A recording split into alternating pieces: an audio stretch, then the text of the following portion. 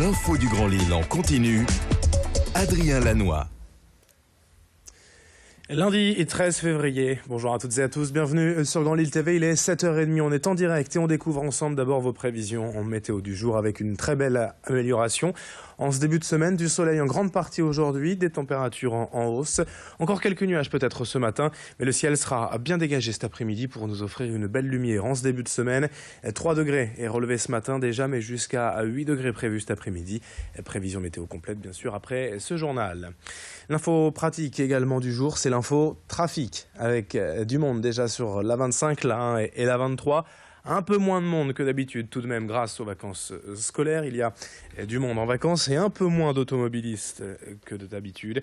Attention quand même à cet accident toujours signalé entre la 22, la voie rapide urbaine à hauteur de la Piletterie, entre Ouascal et Marc-en-Barœul. On ouvre cette édition d'ailleurs sur les routes avec cette première image du retour de la pollution atmosphérique dans la région. Quelques jours de répit seulement après les récentes alertes. Les particules fines étaient de nouveau à des taux élevés ce week-end à Lille. Heureusement, la météo du jour et surtout le vent d'Est devraient contribuer à chasser ces particules et à renouveler l'air dans le nord. Pour autant, cette pollution chronique est une réelle inquiétude pour les personnes asthmatiques bien plus sensibles aux nanoparticules. 20% de la population mondiale serait aujourd'hui asthmatique. Le chiffre est en augmentation de 6 à 7% tous les ans en France, d'où certaines précautions à prendre en cas de pic de pollution.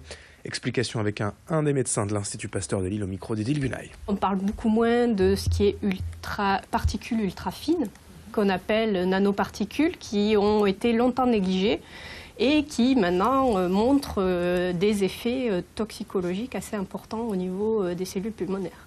Donc le problème, c'est que ces particules ultra fines ou nanoparticules, elles sont au niveau de la masse, elles représentent assez peu de quantité. Mais malheureusement, cette faible quantité est largement suffisante pour induire des modifications au niveau immunologique et au niveau pulmonaire. Et sur les routes d'ailleurs, sachez que cette pollution engendre de nouveau une restriction de vitesse aujourd'hui de 20 km/h avec la possibilité de contrôle radar sur les voies rapides. Autre image en ce lundi pour le premier jour des vacances scolaires, la réouverture ce week-end du parc des Poussins à Lille. La 31e saison d'un lieu incontournable pour les enfants au cœur des espaces verts de la citadelle.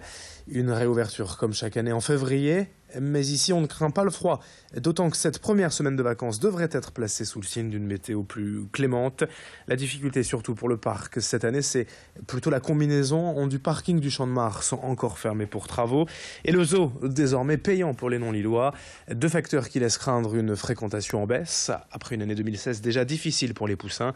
On écoute le gérant du parc sur place au micro de Vincent Vieillard. Tout est prévu quand même en tout ce qui est en transport en public et en transport en commun. Donc il y a le métro qui est à République, vous avez la Liane qui vous dépose juste à proximité du zoo, vous avez les Vélides à disposition. On a prévu des fléchages pour permettre à nos clients d'accéder facilement au parc. Il y a une poche de parking qui se réouvre prochainement. Je pense que c'est bien pour la zone, c'est un renouvellement. Je pense que le Champ de Mars avait besoin de rénovation parce que, au vu de l'état, c'était amplement nécessaire. Donc je pense que ça va faire un plus dans la zone, oui, exactement. 7h33 en direct ce lundi matin. En bref, c'est sûrement le chiffre du week-end. La gendarmerie a annoncé sur sa page Facebook avoir interpellé la semaine dernière à Wavrin une conductrice très alcoolisée avec un taux de 4,32 grammes d'alcool par litre de sang, l'équivalent de 17 verres d'alcool. Heureusement, elle a donc été arrêtée avant de commettre un accident. À Lille, samedi soir, une soixantaine de personnes se sont rassemblées à Oisem en soutien à Théo, le jeune homme violenté par la police la semaine dernière en région parisienne à Aulnay-sous-Bois. Une manifestation dans le calme, malgré la présence des forces de l'ordre à bonne distance. Aucun affrontement n'a déploré. Dans le reste de cette édition, on retourne au WAF 3 mois après son ouverture, le premier bar à chiens de la région. Ici, le concept, c'est donc de venir boire un café, manger des cookies, tout en caressant les chiens, tout en jouant avec eux. Depuis l'ouverture, le public est au rendez-vous entre clients fidèles et simples curieux, même des touristes qui viennent essayer ce café original.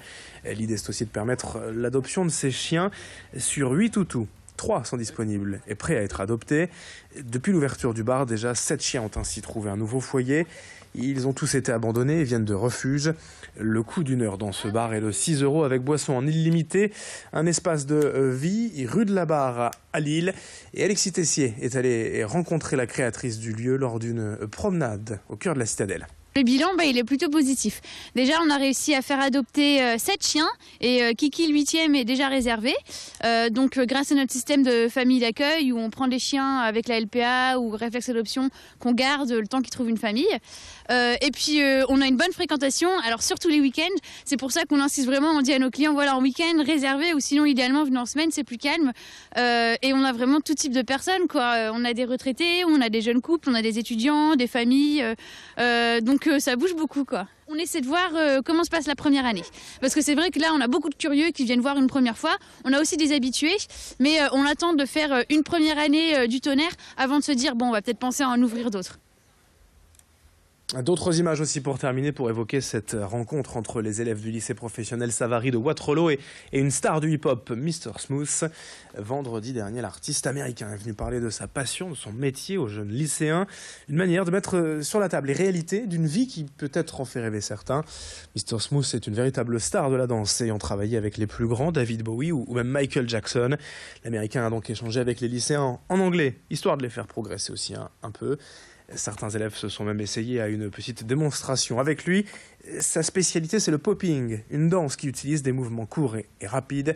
Explications et témoignages au micro de Clotilde Leguevac avec une des responsables de l'enseignement au lycée Savary. On a regardé un petit peu quelques vidéos, on a essayé de s'intéresser un petit peu au vocabulaire. Et puis on a cherché quelques petites questions ensemble. On n'a pas passé énormément de temps, mais le temps qu'on a passé, c'était intéressant. Je pense que ça va continuer à augmenter leur motivation parce qu'ils voient que ça sert à pouvoir communiquer et que sans la langue, on a du mal à échanger, tout simplement. Et puis pour finir, les résultats sport du week-end, avec d'abord en football, cette nouvelle défaite pour le LOSC en championnat. Battu 2-1 samedi à domicile par Angers, les Dogs s'enfoncent au classement et n'ont plus qu'un point d'avance sur la 18e place, celle de barragiste. En basket féminin, en revanche, le SBV Lille Métropole s'est imposé à Angers samedi 70-67. Les garçons du LMBC ont perdu à domicile face au Havre, 65-72. Et puis en volleyball, le TLM Tourcoing est désormais leader de Ligue B après sa victoire à Saint-Nazaire ce week-end, 3-7-2. 7h37 ce matin, dans un instant à suivre vos prévisions météo sur Grande Île TV et l'infotrafic en temps réel.